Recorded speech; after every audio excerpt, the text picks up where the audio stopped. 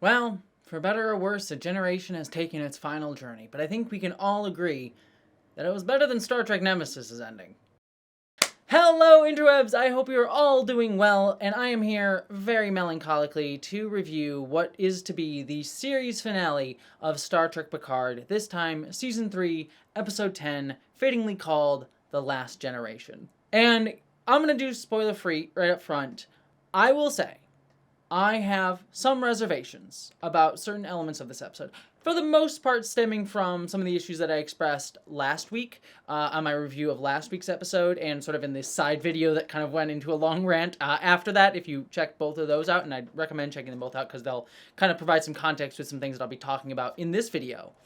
But that being said, I think there were a lot of really amazing, beautiful moments in this episode for me particularly, and I think they all come off the back of what has been the strongest elements of this entire season throughout its entire run this year, which is the interpersonal moments between all of our characters, but especially our next generation characters, the characters from TNG.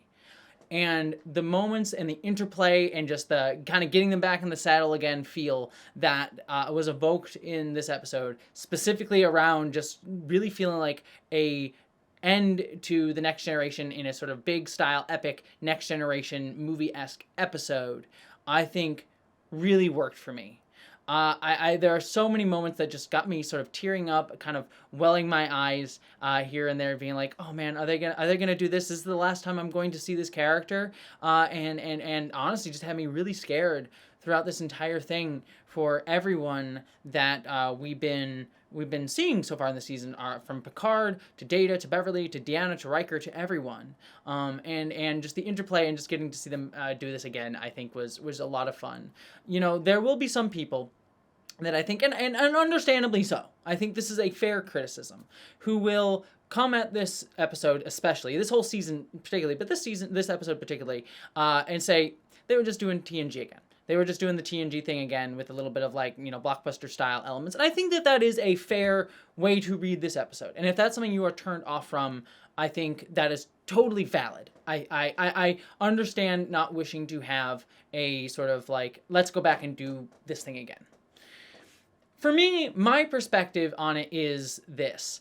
I think I would not want more of this. I think this being the last roundup, last go down with our crew, especially getting them one more thing to do after, you know, Star Trek Nemesis, and having this be the capstone to this generation of Star Trek characters. I think it works for me, and it was a nice nostalgia fest that allowed me to see these characters sort of be doing this thing again, and yet gave me enough of who they become, how they've moved on, how they've grown. I think enough like new material and conclusatory material for these characters that it felt like, yes, this moved them forward and yet allowed them to feel completed in a way that I don't really feel like Nemesis gave them. And fair argument, nostalgia fest stuff.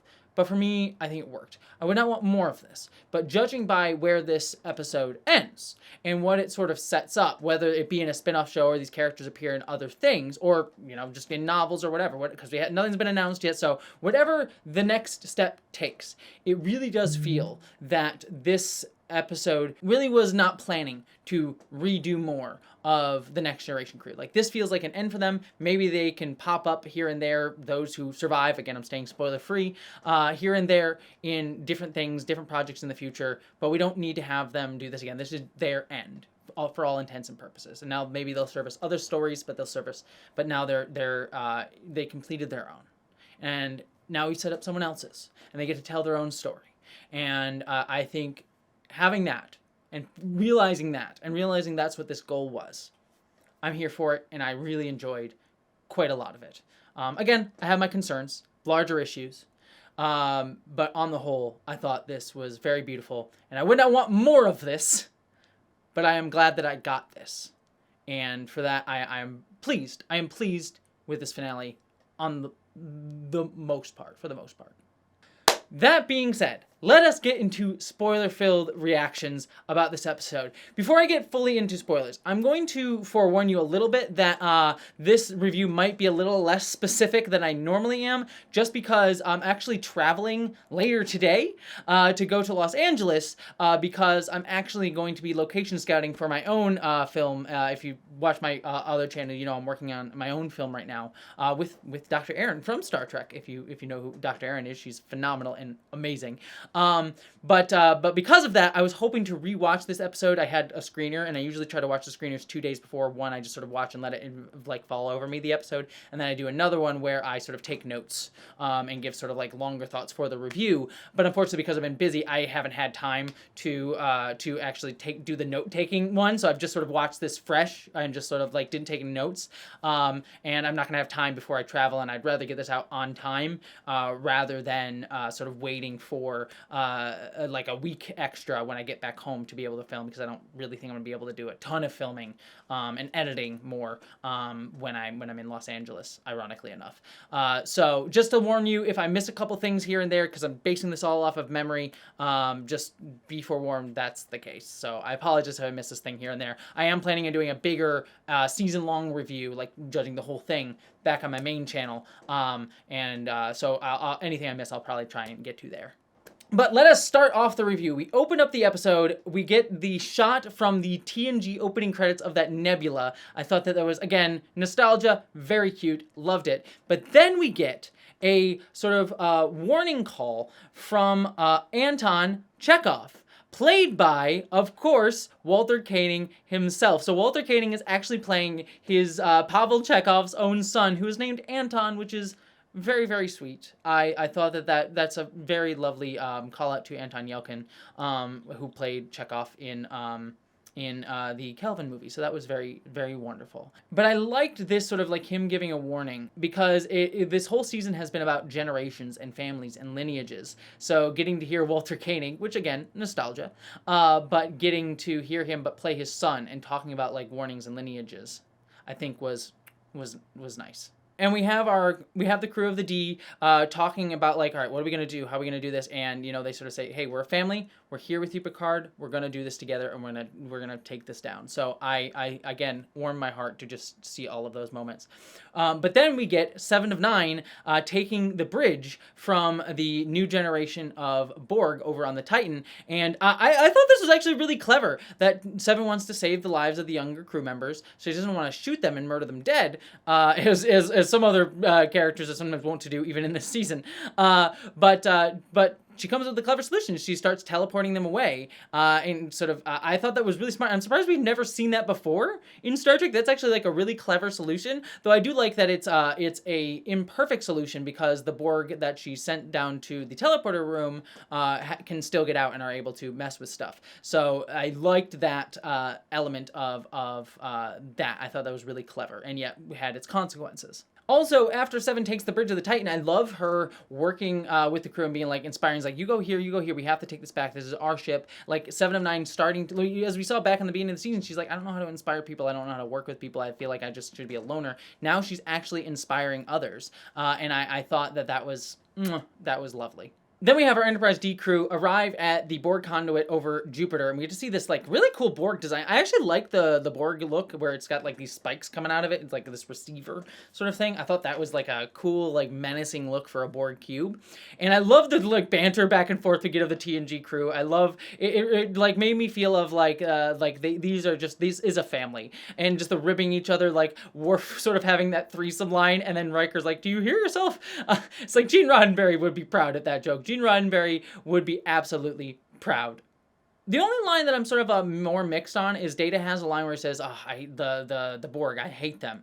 For Data to express hate, I don't necessarily love Data expressing hate, especially for the Borg, which, again, if you heard my rant last time, like, people in the Borg are assimilated by the Borg. You can hate the Borg as an entity, but yeah, Data just expressing hate in general was one I don't love, but I also kind of get it considering he is sort of a less emotionally mature character, and I think that works for him to have that very like direct, like I hate emotion. And then it sort of like leads him to sort of say like, I have experience with the Borg, I should be able to go with you, but they sort of talk him down. And it's like, look, we need you here, and sort of him having to reconcile with that. I really like that. But then we get Riker, Worf, and Picard getting to go off on to the Borg ship, and we get to sort of like see the state of the Borg right now, where there are Borg who have died. Like there's these like corpses. The design, by the way, looked really cool. So all of this was genuinely like terrifying and a cool design. And they're sort of wondering what's gone on with the Borg. What's the issue? Why are they not here to attack us? And I like Riker saying, you know, I've never had a situation where things are too quiet that ended well. So they sort of go and head into the Borg cube, and I love the scene where they get to say goodbye to each other. I legitimately saw that scene with Riker, Picard, and Worf, and them all getting to say goodbye, and I'm like, oh, they're gonna kill one of these characters, probably Picard. And like, it's just the goodbyes. I'm like, no, please. Like it was genuinely sweet to see them get to say goodbye, and I love the lines. I wish I had my notes so I could tell you the specifics, that I just remember the feeling of like, oh man, one of these characters is gonna die. Thankfully that was not the case to a degree, but I did sort of was like, no.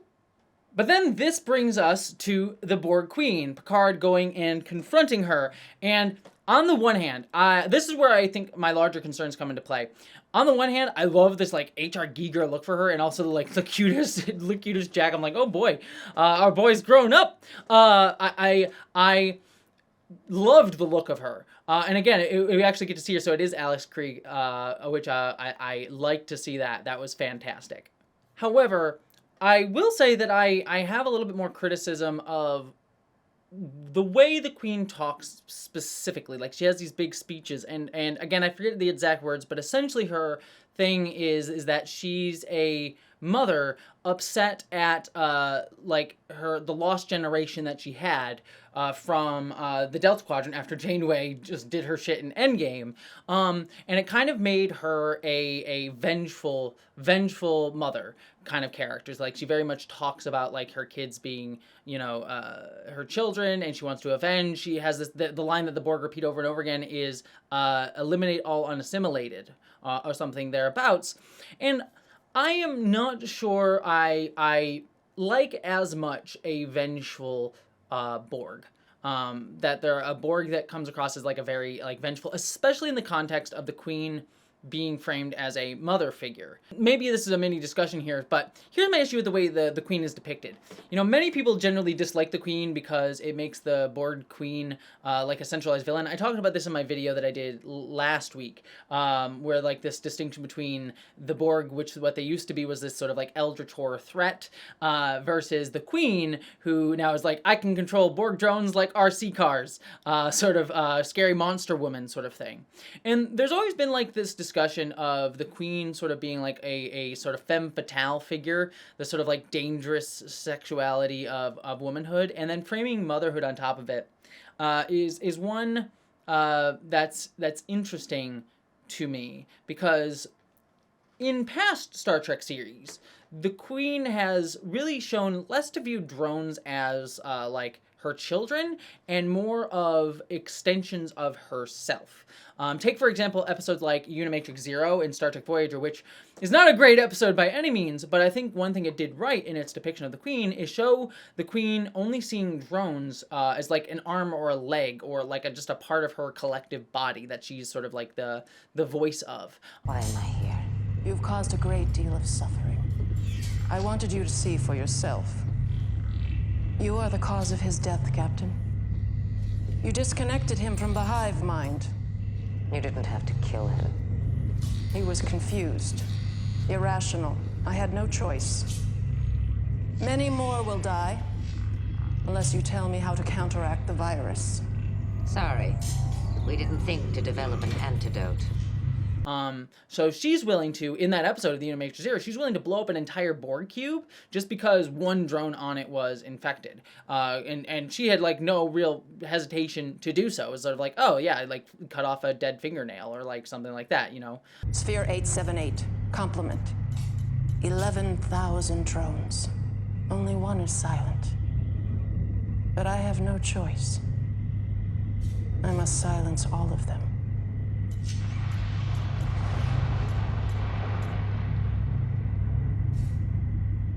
I know how this must upset you, Captain. As a Starfleet officer, you value all life, even drones. How many more are you willing to sacrifice? Thousands? Millions? You can put an end to this. Just something that, like, oh, this is a part of me that, like, dead skin, flick it off. I'm willing to do that.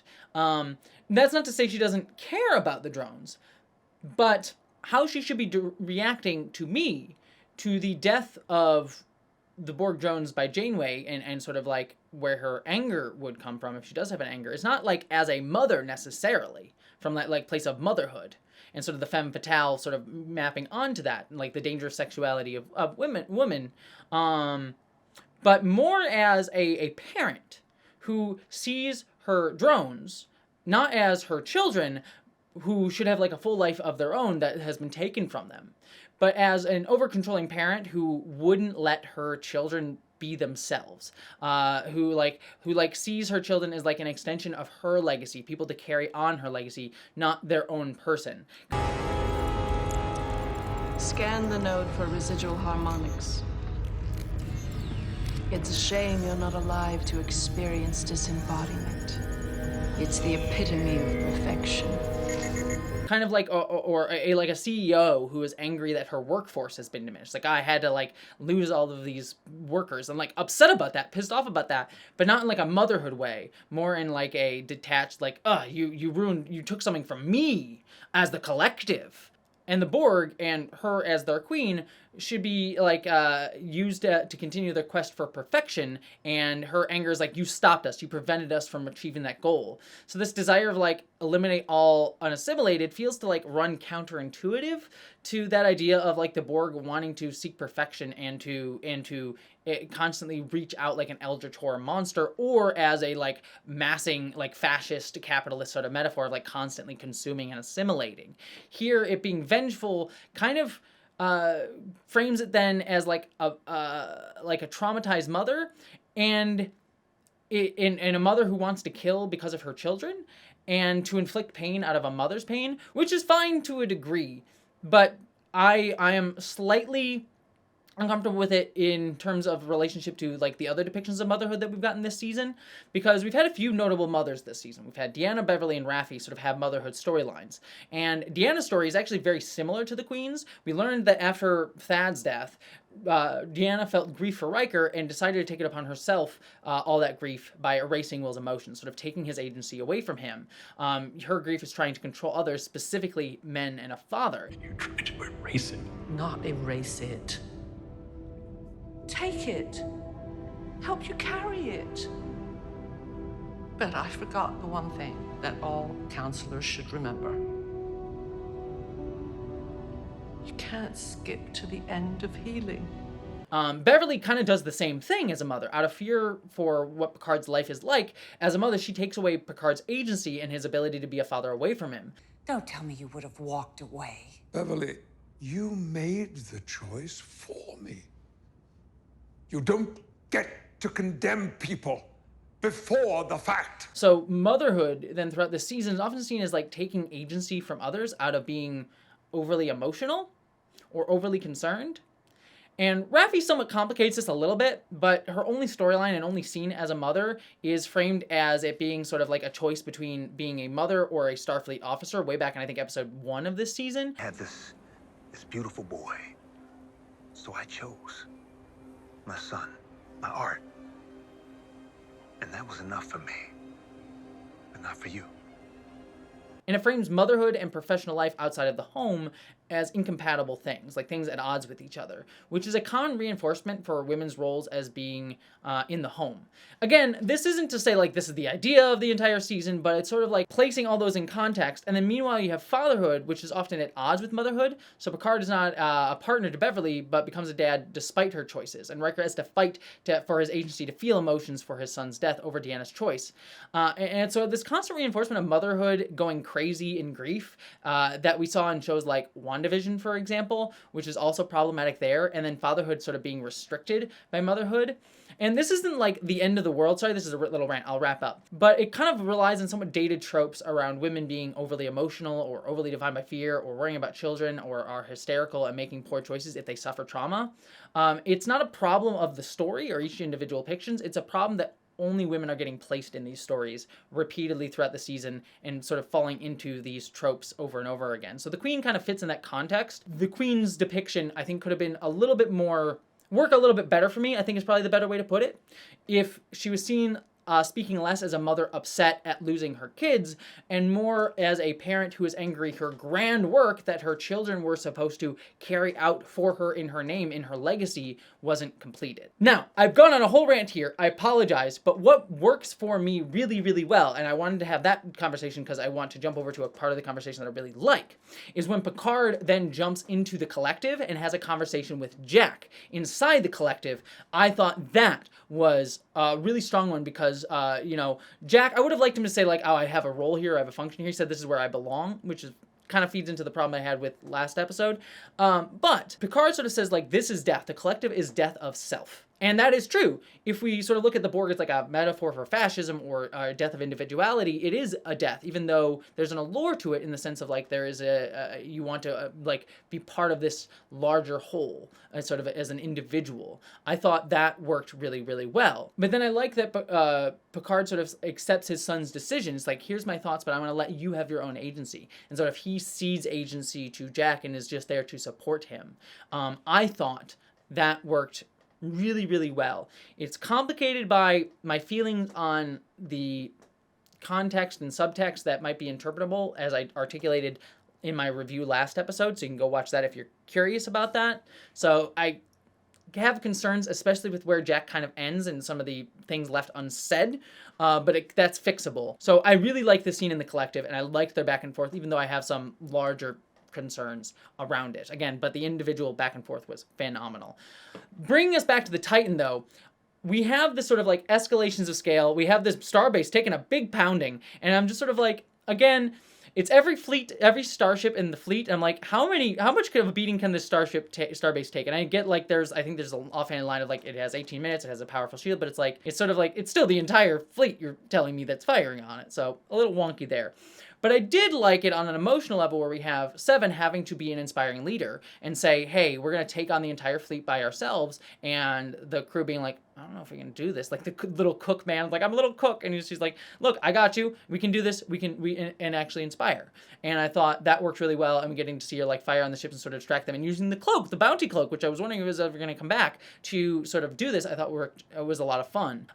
Though it does get ruined by the Borg. And I like that there was consequences that she could only do that for so long. Back on the Borg queue, we have stuff with Riker and Worf. I forget the exact nuances of exactly how everything worked out and sort of the techno babble of it all, but I did like a lot of the emotional beats where like Riker says, I might not be able to get off in time, and Deanna sort of like saying, we'll get you out, but I'm not. She sort of realized that she might be saying goodbye. Same with Worf. I love Worf saying like, I thought we were going to survive this. I was worried for a minute, which was great for him as a character. I love it. And back and forth with him.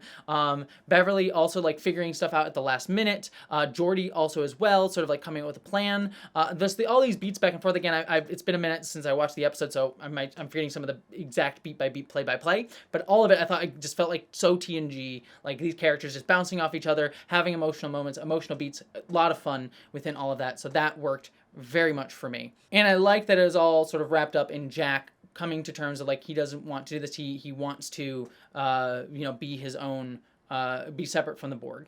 One thing I will say is I love the emotional moment with him reconciling with Picard.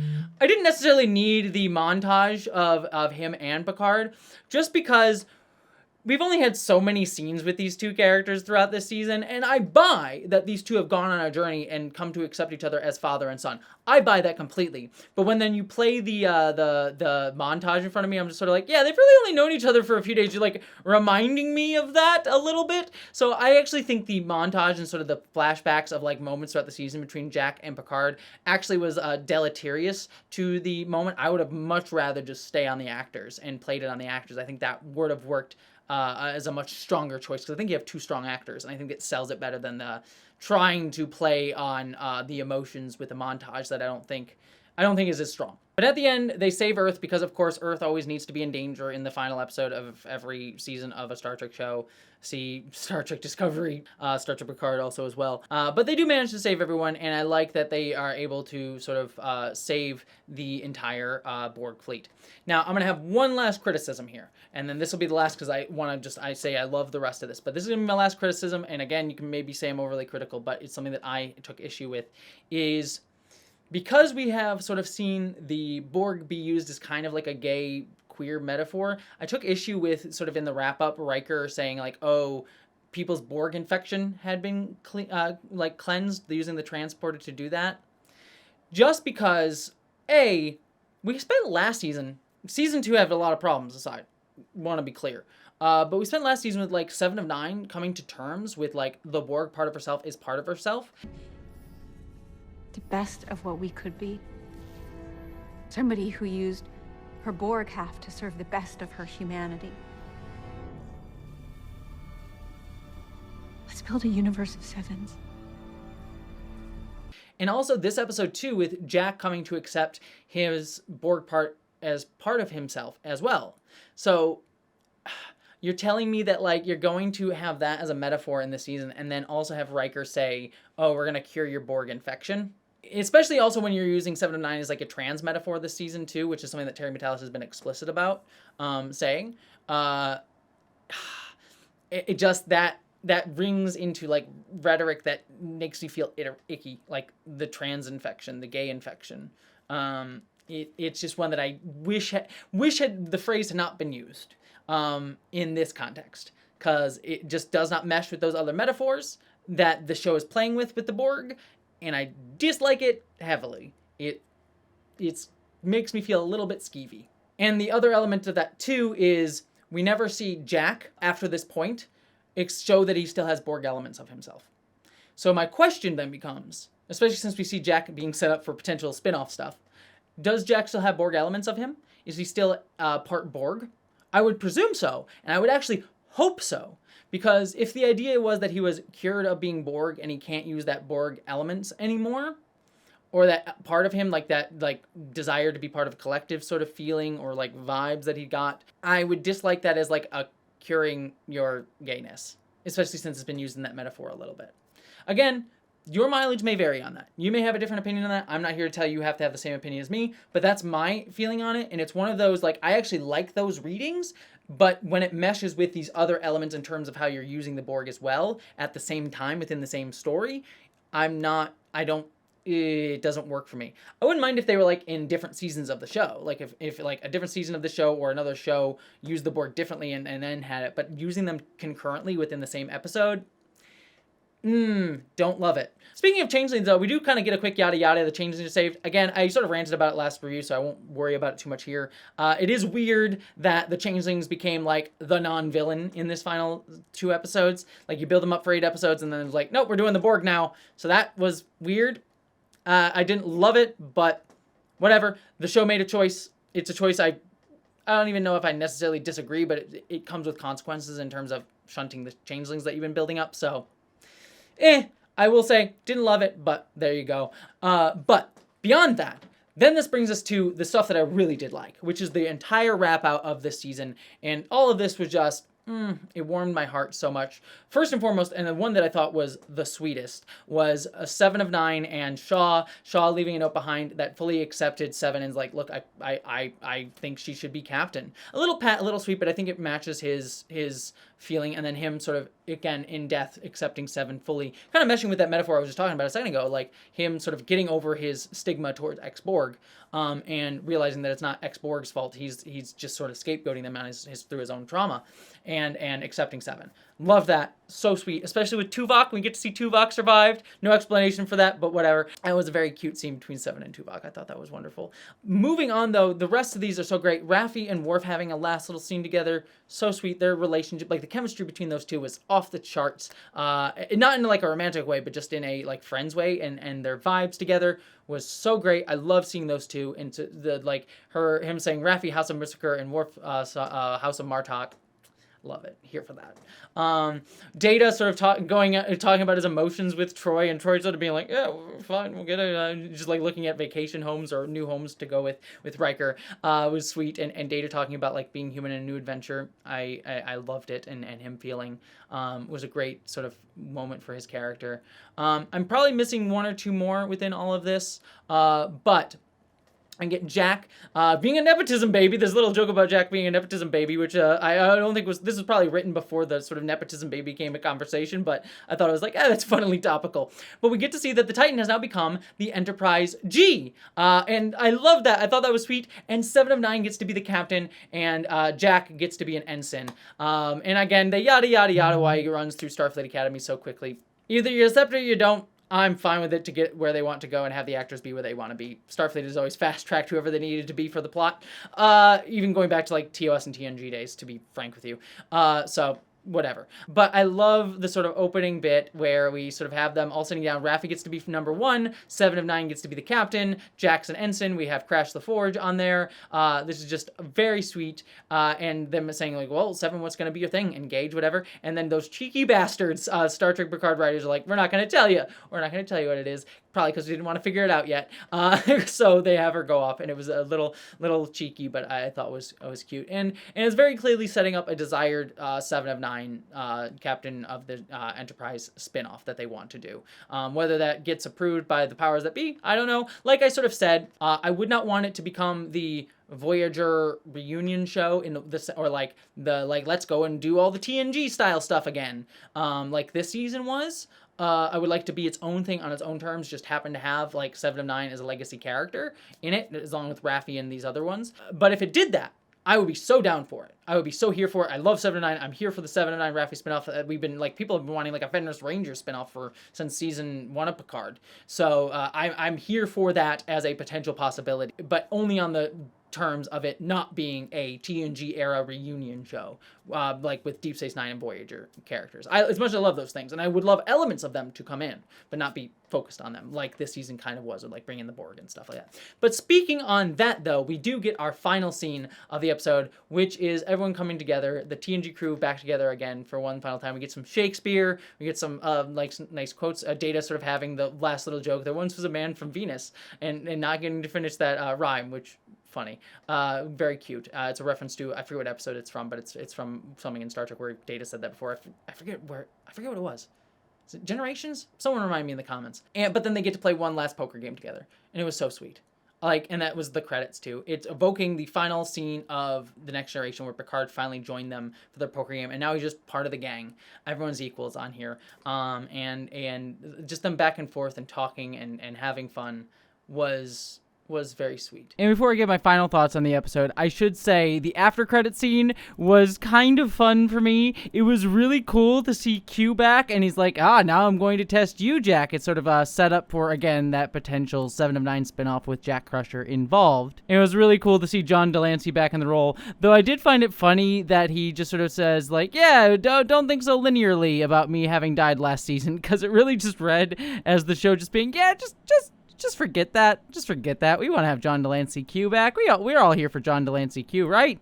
Right? I think we're all here for John Delancey Q. Oh, also, on that note, something I realized as I was editing this, where's Laris? She just disappeared after the first episode of this season. I thought she would appear at least in the finale, but nope, she's not even there for the poker game. Like, isn't she Picard's wife or girlfriend at the very least, and he's not hanging out with her? Poor Laris. And this kind of goes towards, again, what I said at the top, and I'll just sort of reiterate here. I really enjoyed the season. I have issues, and I think looking back at the season as a whole, I will probably find more that I've now found now that I have the full context. Like, for example, we never got an explanation for what Mr. Floaty Goohead Man was, or why the changelings were very willing to murder each other when changelings have always been about not murdering each other. So, like, those are just off the top of my head. So I feel like when I do a rewatch and I look back through this, I'm going to find things that I have issues with and larger plot problems that I had that I sort of was more forgiving of because I didn't know where it was headed. So there are things that I have criticisms of this season. And then also marrying with my very clear, if you haven't seen this video or last, my very clear issues with some of the ways the Borg were depicted, and also womanhood and motherhood, to be frank. So I have issues, clearly. On every level. Clearly I have issues. But what worked this season and what this final moment evoked for me was this being a great last roundup of the TNG crew. The moments where this show sort of did do the sort of like, let's bring this storyline back and give it a sense of resolution, like between Data and Lore, like between Laren and Picard, like between the TNG crew. I thought those elements worked the best and were very sweet. And while I would not want a show to continue to do that, like I wouldn't want the Deep Space Nine reunion wrap-up show, or the Voyager Deep Space Nine reunion wrap show, or another, TNG season wrap-up show. Having had this, I liked what it was. I liked the bits and pieces that it gave me. And for that, I am very thankful for this season. I thought it warmed my heart in a lot of ways and gave me the moments that I really loved. And in some cases, like Laren, I needed for these characters. I feel. Others may disagree. I wanted that. I really did. And I'm so glad I got it. It's not perfect, but neither was TNG. I have issues. So do I have with TNG and all of every Star Trek. I have issues. Going all the way back to the beginning. But I like that this show is a place where I can have those conversations, this community where I have those conversations, and even amongst that, what matters most is these characters and this world. And those shone through the entire time, as they've always shown through. Even in the worst moments, both within storytelling and in life, and in theirs or mine, they've been here. And to see the TNG crew and to play one last game of poker, I can't lie and not say that it didn't hit me a little bit. And I thought that was wonderfully sweet. So, that's my thoughts on the series finale of Star Trek Picard. Not perfect. I have problems. I have critiques. But something I really did like and something that gave me joy on the whole. What did you think? I'd love to hear your thoughts. I'm going to go get ready to board an airplane in a little bit, so I'm going to try and edit this fast. But beyond all of that, I hope you all, my friends, live long and prosper.